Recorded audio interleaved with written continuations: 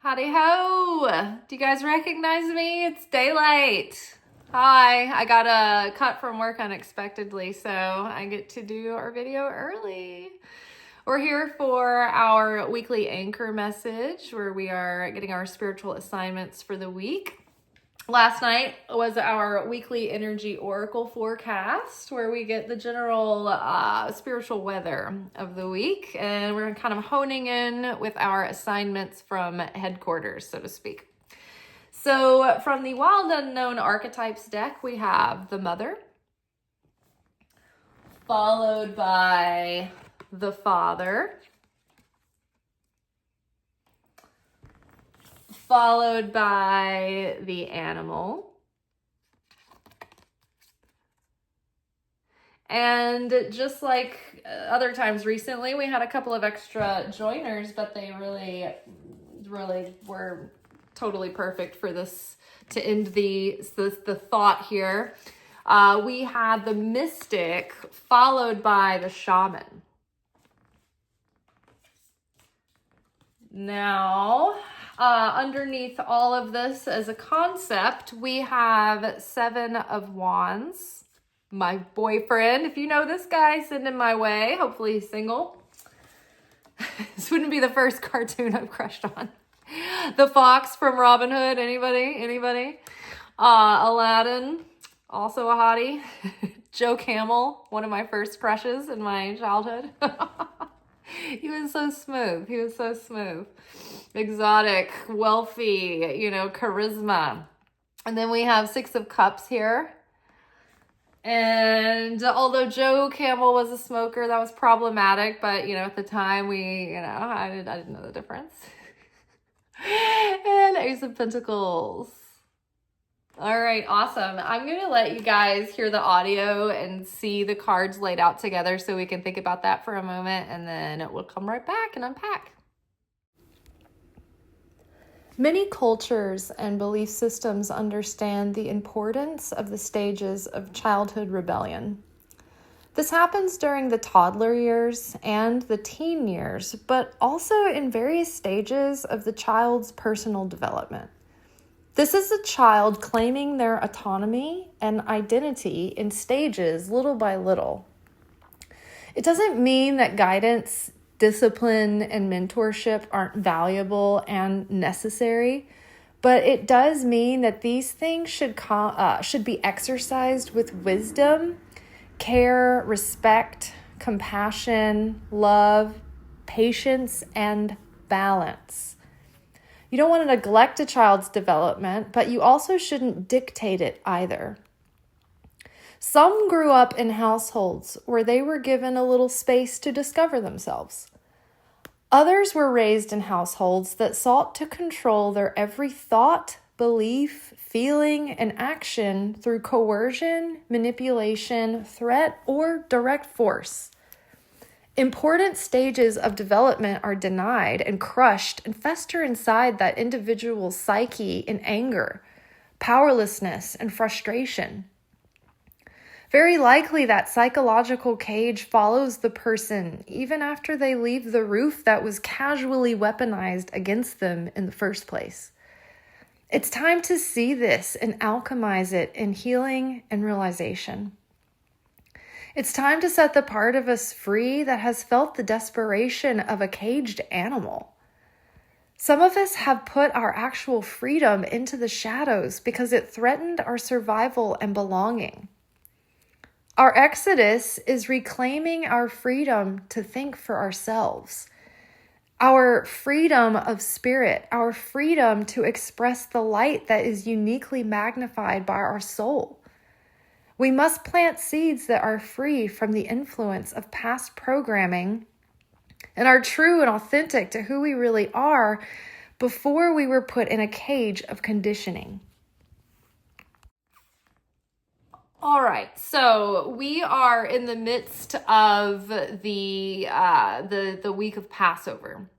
And so The idea is that we are making our exodus and we are liberating ourselves from foreign influence over our own sovereign mind, right? The whole point of our souls to reunite with our Creator is to transform our fear back into a state of love and to rid ourselves of the contamination of our egoic perceptions, which are rooted in fear, lack, and doubt, and they are the source of all our negative and evil inclination.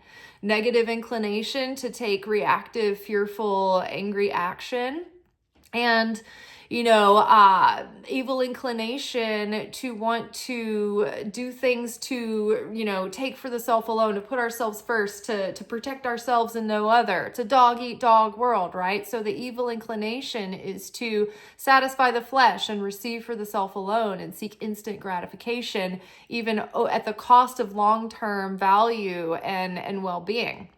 So our liberation from this is ultimately awakening to this and purging ourselves of that contamination, and then recovering our right mind and our right consciousness in its purest form through the lens of love and harmony and creator consciousness, not destroyer consciousness, and then to act in ways that channel the light for the sake of not only receiving for the self, but for the sake of sharing, and claiming our, the virtue of self-control, which allows for us to actually exercise free will, which is our human rights, our human gift, but we're not really doing that. Most of our life, we live in a state of reflexive response systems and subconscious programming. So we're trying to undo that programming, right? We're trying to get those viruses off our hard drive. Now, most of our programming was put there in early childhood when our subconscious was learning how to set our system up for survival and maintain belonging in the pack for our protection. So we saw the dynamics at home back and forth from our parents, how they related to one another and how they related to the rest of the house and those family dynamics that we learned. And then it was like we also took on the dynamic that each of our parents had with us. So we have all these layers of incoming information that are being processed by early versions of the technology, right? We can understand technology, we can understand operating systems, and it's like, okay, so look at how stupid AI is, right? I just tried to call Verizon and the menu answered, and I'm just trying to pay my bill, and it's like, okay, why are you here today? What do you have? I recognize you're calling from a recognized device. Is this the one you want to use? And it's like, I didn't say anything yet. I just was getting ready to answer, and it's like, I'm sorry, I don't know what's going on. I can't help you. It was so confused. Nothing had started yet, right? And people are like, but AI can help us with cancer research. It's like AI can't even function as a billing clerk. So I don't really trust it at all, regardless, period. But I mean, I'm annoyed enough just trying to use it to try to just get through mundane functionality of day-to-day life, right? So imagine, in the early stages of AI, it's like it's still learning and it still can't process the information coming in. It doesn't have the capacity to comprehend and fully function yet. And so it starts to teach itself slowly based on what it's picking up in its environment and making assumptions based on that, which is turning absolute malign on us quickly. So think about your subconscious at an early stage of childhood when it's overwhelmed and it doesn't have the capacity to deal with the things that it's taking in. That puts us on the spectrum of trauma because our nervous system is overloaded with things that it can't handle. Even if it doesn't seem like you've been through dramatic hardships like many people have had, like legitimate trauma. And so that's why it's on a spectrum. It's like, yes, some people didn't have like extreme cases of abuse like others, but it doesn't mean that they never had any like trauma to their nervous system at a young age. We kind of all did. That's how we got our subconscious defense mechanisms and our limiting beliefs. So using that understanding that it's not a blanketed term, but it is a spectrum, right? And so what we need to do as adults is go back and discover what was implanted by our mother and father archetypes that is not truly us, because it's not like they're perfect people either. And usually when we're young children, our parents are young too. And just because they get older doesn't mean they get wiser, doesn't mean they learn any deeper, you know? I mean, hopefully just eventually we grow and evolve over time, but that's not a guarantee. As many of us know and have found out the hard way, slowly in heartbreaking ways over decades. So part of our individual exodus is leaving the bondage of the programming that was put in by mother and father. We have to sort the fruit from the peel and throw the rind that's not useful, that doesn't have real nourishment, right? And so, there were cultural ideologies that were ingrained in us that may not be true to actual positive, healthy function, or true to our own beliefs, and they might not do us justice as far as like living, and having self-love and worth and taking care of ourselves. Right? Some of these beliefs are being unpacked now, and we're actually being shown the sources of these like family dynamics and counseling systems that people my age as parents were exposed to in their culture, the general zeitgeist at the time, sort of like how red pill manosphere is just sort of like leaking into the zeitgeist and the culture, and it's a psyop planted there to spread this terrible ideology. So too was that done in the 70s to people living at that time. The baby boomers were like, as they were becoming, in their 20s, same as now, people who had agendas and plots that they wanted people to get behind were putting these ideologies in them. And I'm still seeing these people give people the same advice that I'm trying to unpack for myself. And I'm like, okay, well, these people aren't awake. And so they're still being poisoned by these same ideals, thinking, oh, because these people are older, they must be wiser, I should value what they're saying or take it in. And it's like, it's the same poison that we're all trying to wake up from now, right? So it's like we each have to consider this.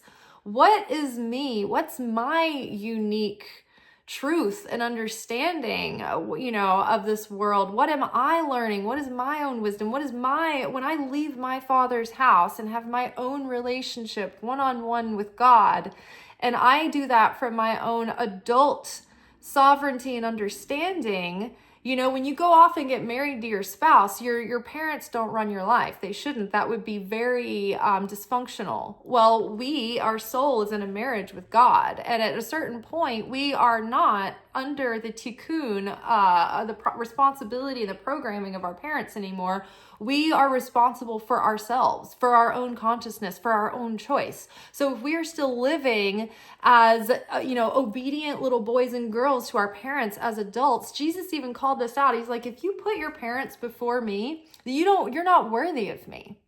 Right? So if Jesus is trying to awaken you in your consciousness and your soul growth and your path to Christ consciousness, and you're still in denial about where that is calling you, or trying to fit it into what your parents told you is, was okay, then it's like you need to get out on your own. Like Abraham left his father's house because God called him to his own next level. Each generation should, if it's functioning properly, awaken more and be able to expound even more upon what the former generation gave them. right? If, aside from like the great righteous souls of history, obviously, not the average person's not going to live up to that, but we learn more as we go about life and the world that's unfolding is not the world that was given to them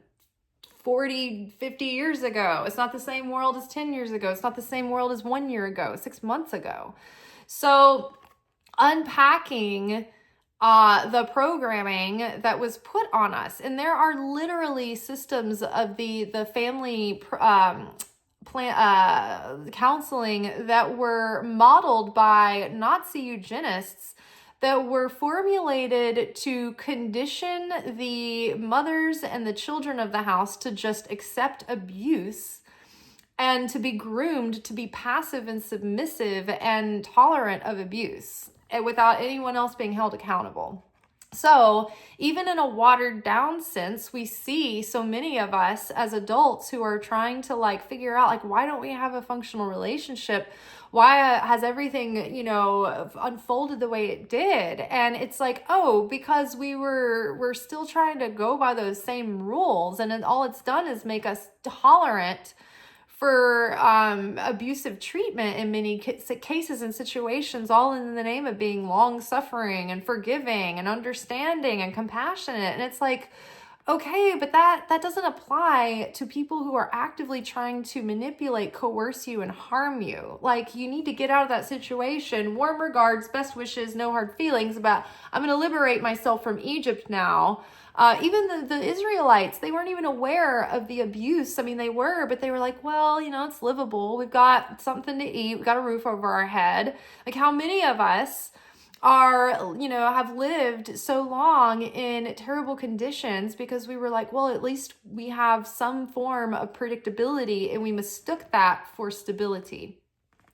So in households, like I grew up and in a house, I'll just say this. I grew up with friends who had parents that were a little more level-headed, and they gave their kids a little bit more freedom to be themselves, to speak up and have an opinion and say what they think without being shot down or punished or shamed or told they were like in rebellion of God's plan. And they had parents who prioritized like the stability of the house. And I used to call those plaid couch families because they usually had stable jobs. They always had a plaid couch. They weren't screaming and yelling at one another, and they weren't religious extremists. And because of that, they kind of all had like a nice family. They had game night together that was fun, and you kind of liked going over to their house to spend the night. And they grew up, and people in the family were generally stable and functional. And then you had families who were religious extremes, and you were sort of living in a dictatorship. And when you take the criteria of places that are living under like extreme authoritarianism and dictatorships, it's kind of the criteria of the way a lot of people grow up. If you dissent from the culture of the house, it's like you'll be threatened. Like how many people were like heard, well, not under my roof. Like when you weren't, like it's different when like you have destructive behavior and you are a destructive force in the house and you're hurting yourself and other people, right? I've been in a house where I had an older sibling who had severe drug addiction when the 90s, when the government put crack out into the streets. My brother was into like hip hop and he had friends in that environment, and he got exposed to crack and then struggled with addiction for the rest of his life. And so I understand what it's like to have to lay down authority with someone who's absolutely out of control. But also I suffered the same sort of like iron fist just for being different or having a different opinion or just being myself and being like kind of weird in their opinion. You know what I mean? So there's a difference between dictating someone's every thought and belief and what they should feel and how they should respond versus like healthy discipline and trying to care and mentor someone, right? Care for and mentor someone in a responsible way. So many of us were just, being normal people, we're still threatened with, well, if I ever catch you doing that, you're out, or I'm going to send you to military school or boarding school, or don't you ever let me catch you, or you're doing this or that, or you're out in the street. It's like you're not even guilty of anything yet, but you're already being threatened and made to live in fear and looking over your shoulder constantly. And it doesn't give you the freedom to ever speak up and use your voice. Right? So then you start feeling like this caged animal, and you don't feel like there's any room for your voice or your true self to be seen or expressed. And so it's like you start to feel resentful, and you start to feel like, have you ever seen an animal in captivity? They're so aggravated, they're so on edge. And if you get near them, even if you're trying to help them, it's like they'll snap at you, right? Because they feel like a constant sense of threat, and they're constantly driven to madness because they're not given any room to express or be free. Right? So in these households, you are kind of like forced to abandon yourself for the sake of fitting in. But then, like for me, I've been like, what are these shadow aspects that I have that I'm pushing into the shadow? Because it's like I feel like I'm good about being myself and valuing all the things about me that kind of make me unhinged, And I realized today that some of us have put liberty and freedom, period, in the shadow, because to exercise our freedom and our liberty put us in direct threat of authority, threatened to put us out in the street if we ever were just like against the norm of the flow of the family unit, or so again, it's like, if you were told that just healthy psychological developmental rebellion was a rebellion against God and a rebellion against the Lord,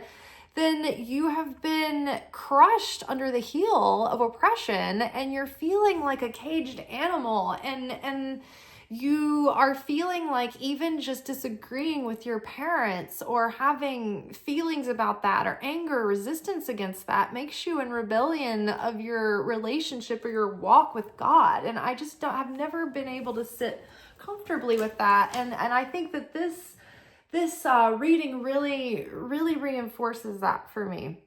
And I think it really clarifies that for me, that you're not like, if you caged an animal like that, anybody would tell you that's animal cruelty. That's not fair.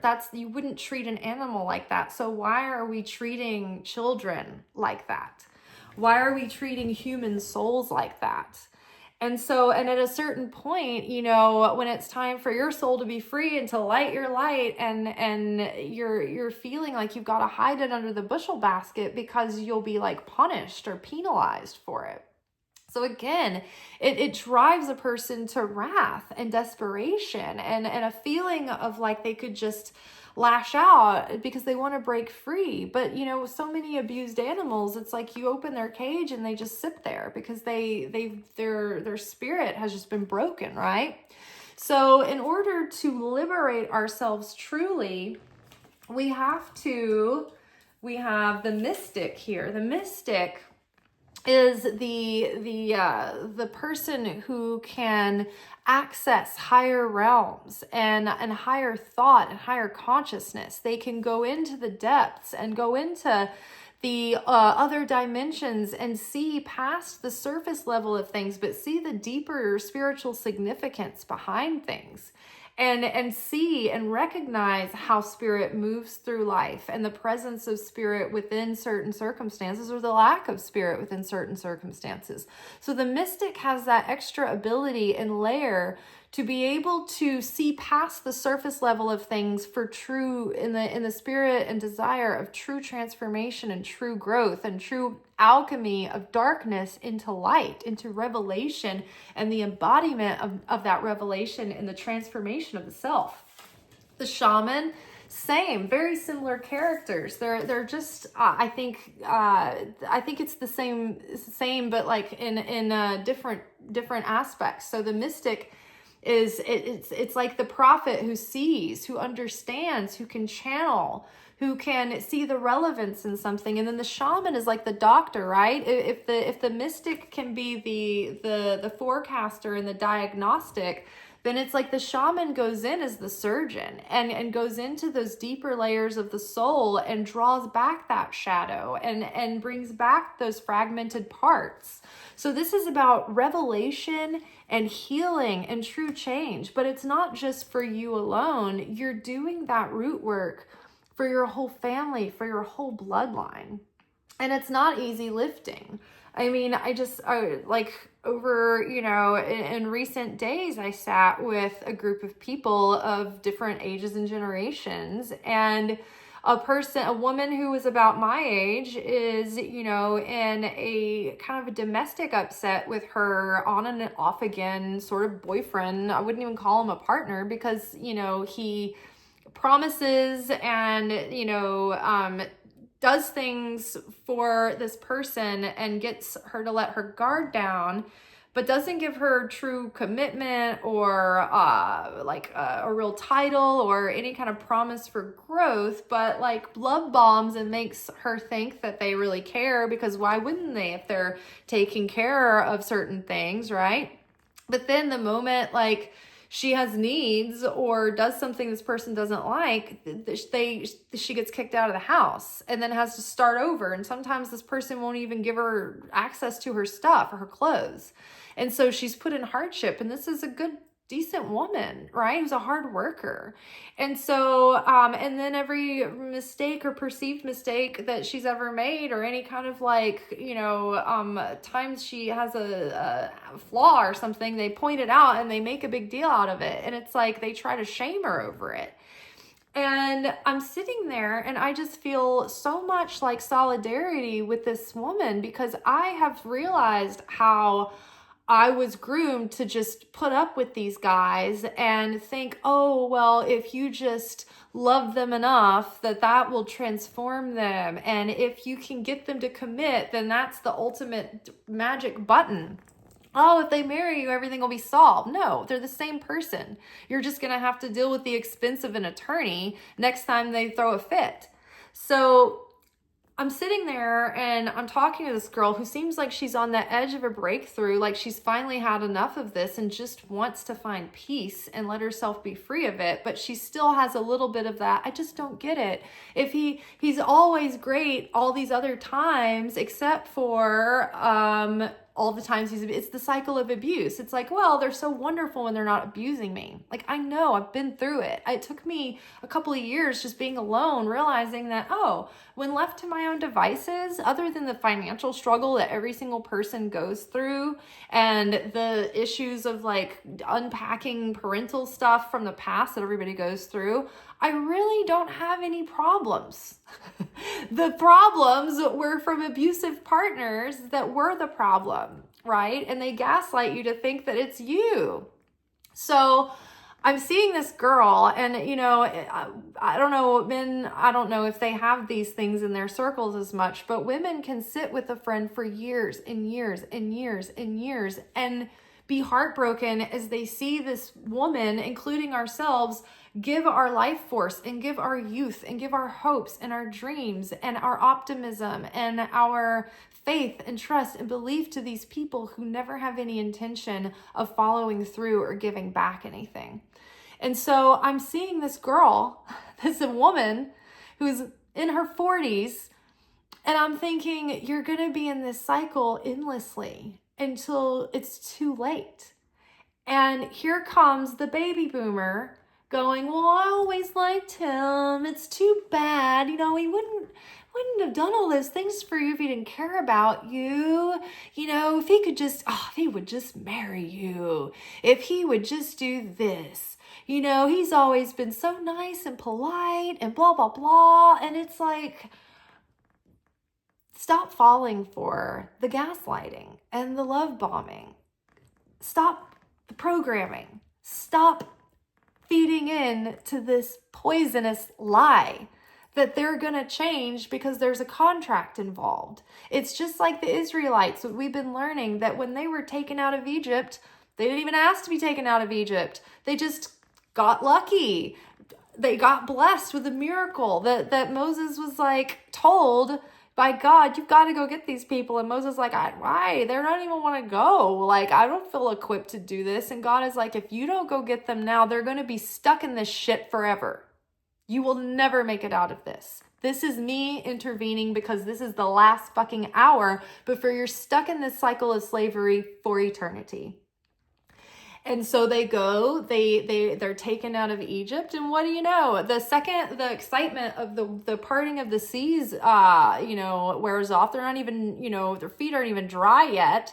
And they're already like, let's just go back. We don't know what we're heading into. I don't know. I don't have any guarantees. How are we going to make it? Who's going to be there? I don't have answers. I don't have a map. I don't have direction. You don't either. What's the plan? Just let us go back. Let us go back to what's familiar. We do this our whole lives unless we actually change inside. And we think we can muscle someone else into changing, and they might change their behavior temporarily while they are remembering all the consequences that kind of push them into the change, but it's not going to stick because they didn't want it for themselves. They didn't hit their own rock bottom. They didn't come to their own Jesus moment where they were like, I can't live like this any longer. I don't want to be this person any longer. You didn't want them to be that person any longer, and they didn't want to deal with consequences. So they behaved differently long enough to get you deeper in, and then you're back to the same problem. Same with the Israelites. They did not earn their own liberation, and so they fell back to their old ways. So that's why we keep having to go back every year, and we're still trying to correct this incarnated inheritance, these sins of the generations, right? It's called bread of shame. When you're given something you didn't earn, it just creates more chaos and more spiritual baggage that you have to deal with. And so God is like up there going like, look guys, like every time I try to like give you a leg up and like take you out of your plight, you never change. And we don't get any closer because you haven't transformed to come closer to me in a meaningful, sustainable way.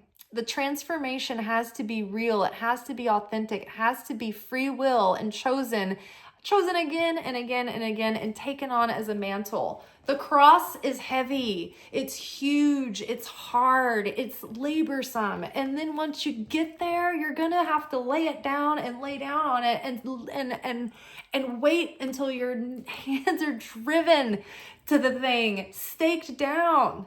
It's not easy. So no one's going to do it because you wanted them to. And I'm sorry, but I'm so emotional for this person because I just feel for her because I've been there. And I come here day after day trying to liberate people from these same cycles so they don't get stuck at the end of their life having not had anything real or authentic to them. The Seven of Wands is about being capable and strong enough and courageous enough to break through the illusions and the limitations and the limiting beliefs and the conditioning that we were put in. And you know what? These people meant well, right? These people wouldn't say these things, if they didn't think that they were helping you. They mean well. They're doing the best they can, but they haven't awakened. They don't understand. They don't know. They are still trying to cling to Egypt too. They just don't realize it. Oh, it's all, I'm just trying to keep us safe. I'm just trying to keep us thinking. I'm just trying to think of our own, the best thing for us. It's just like, that's predictable. That's what I know. So we have to break free of these things that keep us enslaved to Pharaoh, enslaved to these old ways of being and thinking. And we think that we don't have the strength to get out of it. And you know what? Many times we don't. We have to take the steps, but like God gives us the strength to make it through, right? To make it through, but it takes a leap of faith and it takes effort and it takes choosing every day, every hour, every minute. Every time we let our guard down, the snake is there trying to lure us back into another false promise, another false paradise. The Six of Cups is looking back over the past, our memories, right? The subconscious programming, going back to, the conditioning of our childhood. What did we witness during those times? What left its impression on us? What are we still living out and repeating again and again and again? Are we remembering things clearly, right? Are we making things better than they were, right? How many times are you going through an abuse cycle and you think, well, when it was good, like it was great, right? And you make things better than they were in your mind. I mean, sometimes we make things worse than they were in our mind. But in the Israelites' case, they got away from Egypt a little bit and they started feeling homesick for it. They started feeling nostalgic for it. So we have to examine these memories and how they're stored on our hard drive and contextualize them, but see, okay, go back to that time, that early period. What was drilled into me? Did I feel free at the time to be myself, or did I feel like I had to adopt certain personality traits or hide certain things about myself in order to survive, or at least in my perception, to survive, right? Maybe your life wasn't threatened for real, but because someone constantly threatened your well-being, your livelihood, your home, being part of the family unit, belonging, that essentially your subconscious, your ego, your inner child doesn't see any difference, right? What are you going to do if your child kicked out of your house? Be put in a foster system?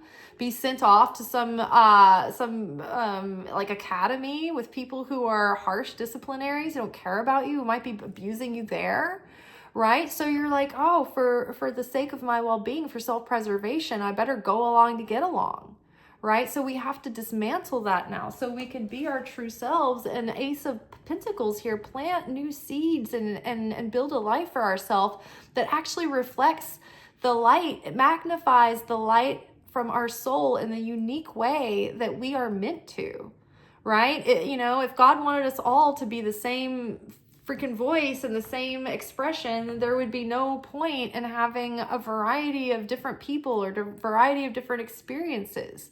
We all have a unique aspect to bring to the table, right? It's the same light coming through, and we're given the same stuff to make our soul with, right? It's all light, but how that is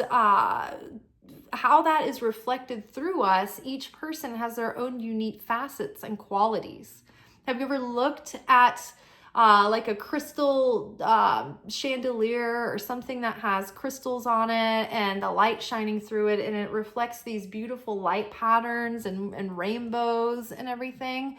Well, that's because of the different cuts and creases and breaks within the structure, the rock, the crystal that diffuses that light in its own unique way, right? Same white light, same 7 colors of the spectrum, but it's these unique. It makes these unique shapes according to what it's shown through.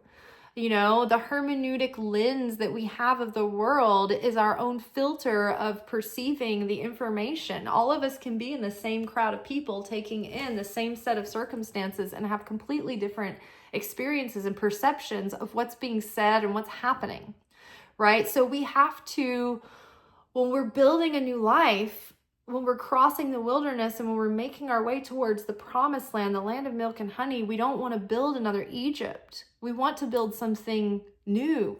Jesus came and did a new thing. The first temple was the giving of the Torah, the relationship, the invitation to a relationship with God, the understanding, the greater understanding of life and the universe and our place in that and our relationship to God. God invited the elders up to Mount Sinai to feast and to sup with him. And then the people broke that covenant and they were left wandering in exile until they could, kind of like evolve forward again. And then there was a second temple, and this time it was the building of a physical temple.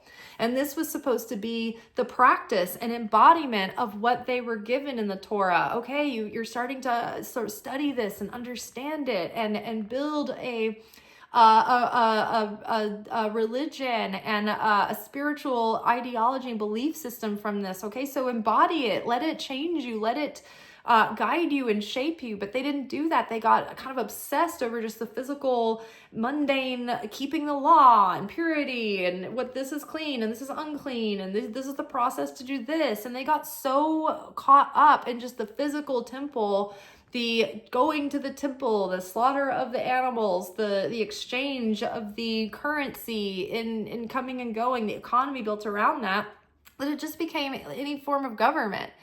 There wasn't a living relationship anymore, at least not in a widespread common way, right? The people were hungry for something of depth, something true, something that brought their soul alive.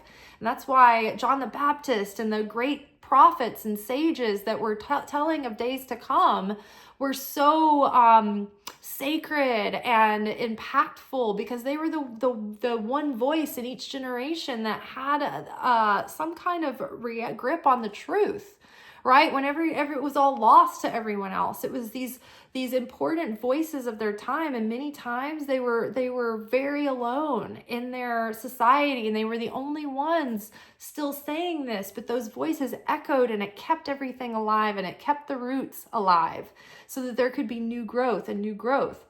So then, after generations and generations had just become so separated from the personal relationship, and they were just now kind of like sort of shackled to the temple system, that second temple had to be destroyed as well, because it's like, this isn't working. You're just going through the motions and going through all of these processes, but are you even taking it in? Are you even thinking that you're doing anything to change yourself? Are you self-reflecting? Are you changing? I mean, many of the people at the time were like, well, we're the chosen people, so we don't have to change at all. We don't have any spiritual debt. It's everybody else. And it's like, no, you've lost the whole point. And so now, after the second temple was destroyed, it's like now the rebuilding of the temple is the new covenant, the new consciousness of understanding that the temple is within us. That's what we've been supposed to be tending to all along. That's what our relationship with God and the treasures in the Torah, the mysteries beneath the mantle, that the obvious surface layer of the stories is really about. It's not just remembering these historical events and honoring the culture and what people went through that one time. These are stories that have layers of symbolism and metaphor that speak to our spirit and that tell us the process of returning back to the garden, returning back to paradise, returning to the kingdom of heaven within, so that we can be like that and mirror that image, and then be reconnected with that, become one and unified with that again, the bride and the bridegroom, right? So the second temple, it was like, okay, we got it wrong. Like, here's the invitation.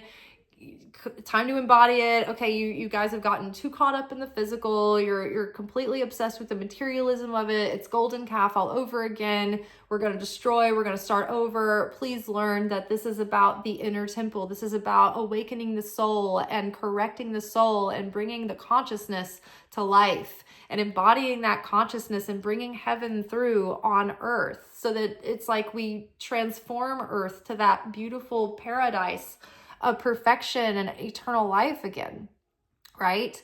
So when we are going forward now, it's about building from authenticity and higher truth, not what we've been programmed to go along with always, all this time, but understanding that we are being invited to go to Mount Sinai and meet God for ourselves and have a personal relationship, so that it affects us, it changes us, but for the good, right? And when that light is truly revealed in us, the miracles will flow.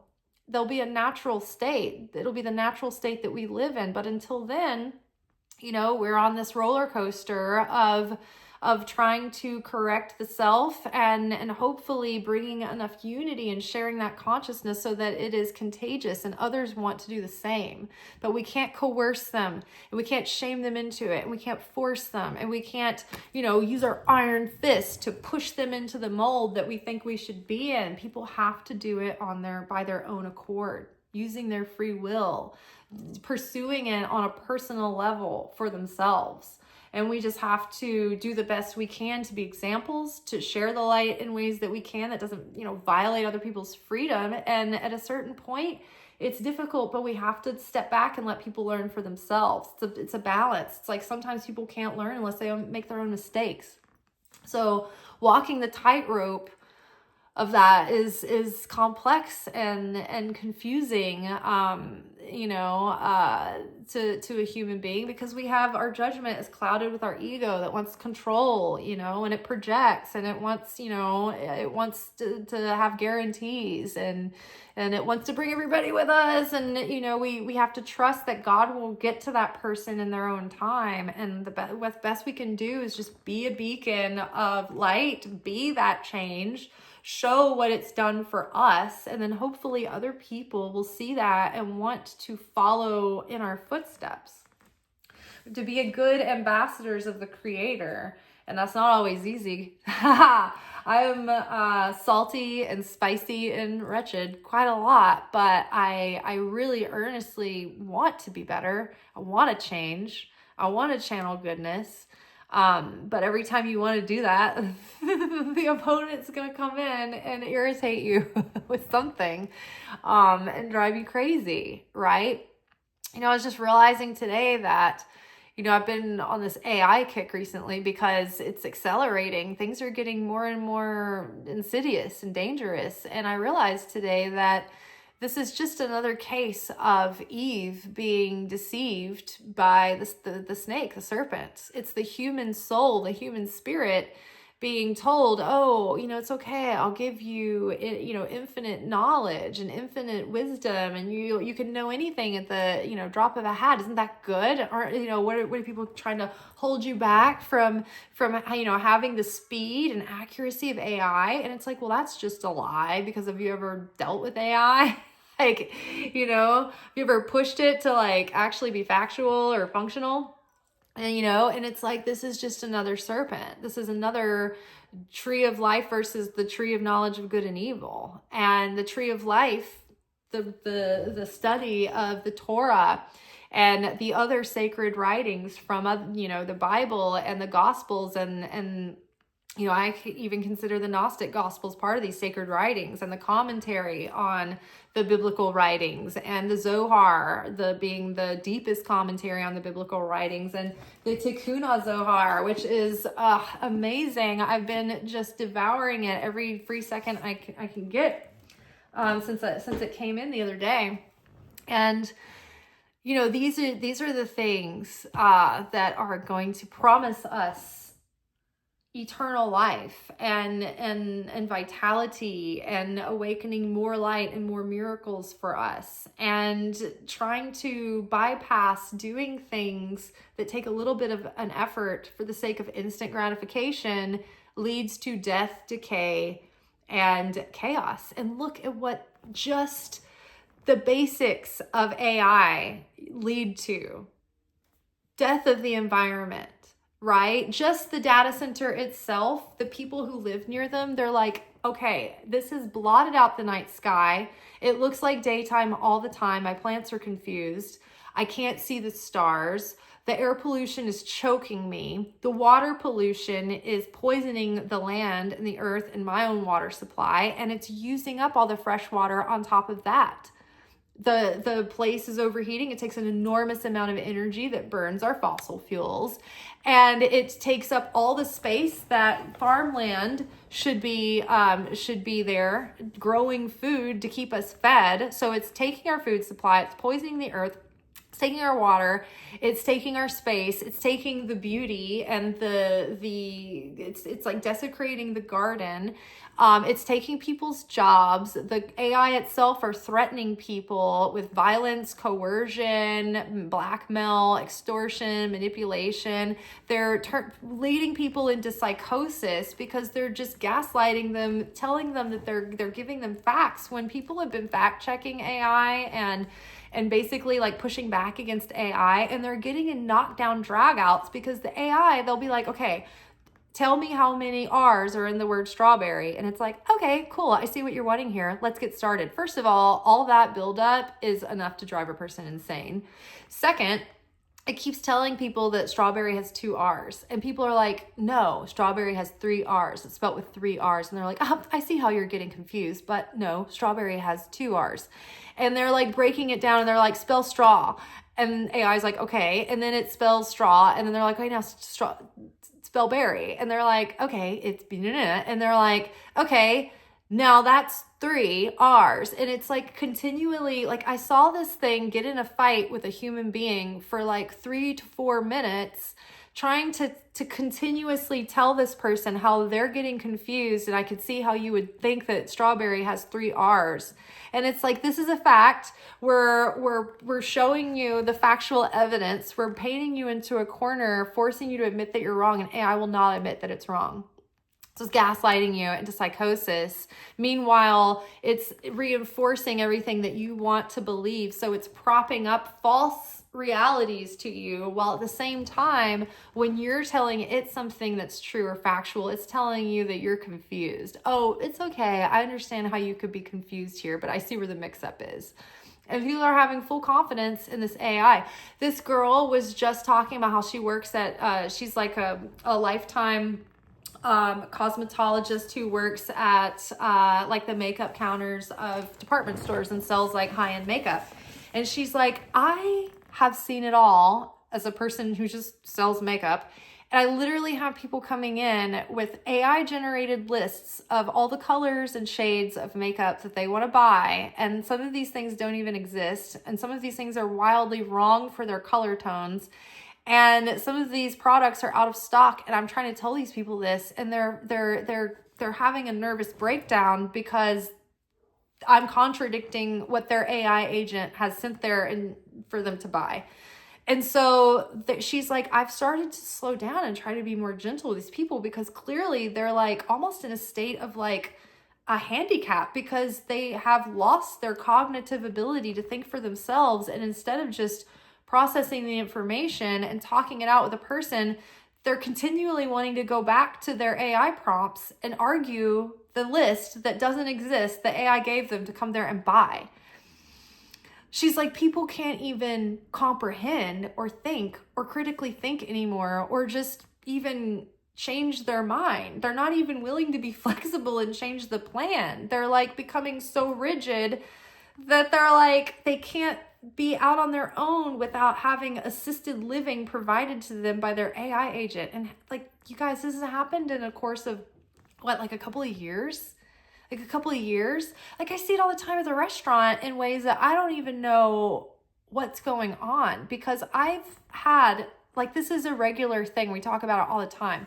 Like adults, like in their 50s, 60s, 70s, 80s, 40s, 30s, people of all ages who have spent decades in the presence of food and who have been able to identify food suddenly have no visual ability to look at food and identify it. They'll point to the mushrooms and be like, what's this? Brussels sprouts? They'll point to mac and cheese and be like, what is this? What is this? Is that the mashed potato? It's like, that's the mac and cheese. It looks like mac and cheese. Like, what's the mashed potato? Like, those are mashed potatoes. Like everything, nothing doesn't look like what it is. The Brussels sprouts look like Brussels sprouts. The mushrooms are whole button mushrooms. They look like mushrooms. And everyone's confused. A woman stood up and got a good overhead look at something, so she wasn't confused. She was getting a good look at it so she could totally take it in and visually see it. And she goes, is this the tomato pie? She was pointing to a bowl of 6 duck wings with bones in them in like a bowl of slaw. How do you confuse a tart, like a tomato pie, like what would look like a pie, with a bowl of duck wings, meat with bones on it? This is a woman who is there at a business dinner with other adult professionals, and like nobody even mentioned like, no, that kind of looks like a pastry, or that's not a pastry, that's wings, the wings that we ordered, you were there. Like, what is happening? What is happening to people? You guys, please don't let this happen to you. Keep being able to identify basic objects. Keep asking questions. Keep looking things up for yourself. Keep buying books. Keep reading. Keep valuing human knowledge and wisdom and lived experience over a machine who was built and programmed by literal sociopaths. There is not one creator of AI who's that bro tech CEO dude that hasn't said absolute psychotic things over and over again in public with absolute no sense of shame or any awareness that they are absolutely insane and violent and sociopathic. So like, I wish that I could just get on here and have a fun little like conversation, but like right now I'm just like, oh my God, you guys, this is the rise of the machines that could possibly exterminate us. And people are just like, that's the future. There is no future unless we wake up and claim our sovereignty, the value of the human spirit, the value of the human soul.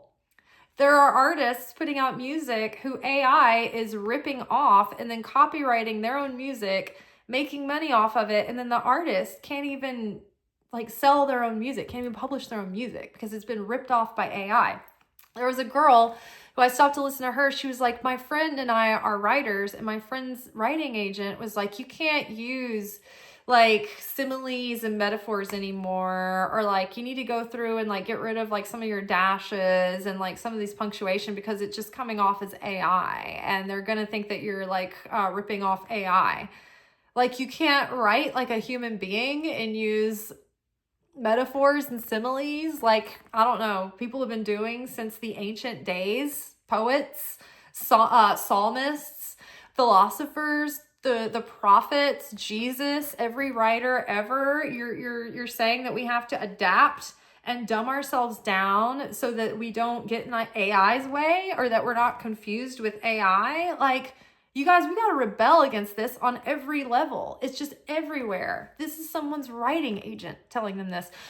Sorry, you being a human being, authentically writing in your voice, using punctuation to like suggest pauses and, you know, breaks in flow of thought. Like, sorry, that's for AI now. You just need to stick with basic dumbing down, speaking directly to people because they, you know, they can't follow a train of thought. And, you know, this is kind of like an AI thing now. This is insane. This is insanity. It's very like, I don't know, to be a sane person in these days. All right.